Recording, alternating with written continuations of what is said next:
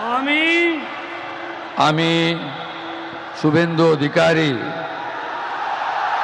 ঈশ্বরের নামে শপথ করিতেছি যে বিধি দ্বারা স্থাপিত ভারতের সংবিধানের প্রতি আমি অকৃত্রিম নিষ্ঠা ও আনুগত্য পোষণ করিব।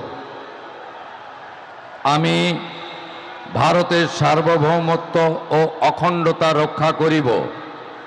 পশ্চিমবঙ্গ রাজ্যের মুখ্যমন্ত্রী রূপে আমার কর্তব্যসমূহ নিষ্ঠাপূর্বক এবং বিবেকসম্মতভাবে নির্বাহ করিব এবং ভয় বা পক্ষপাত, প্রীতি বা বিদ্বেষ রহিত হইয়া সকল শ্রেণীর জনগণের প্রতি সংবিধান ও বিধি অনুসারে ন্যায় আচরণ করিব।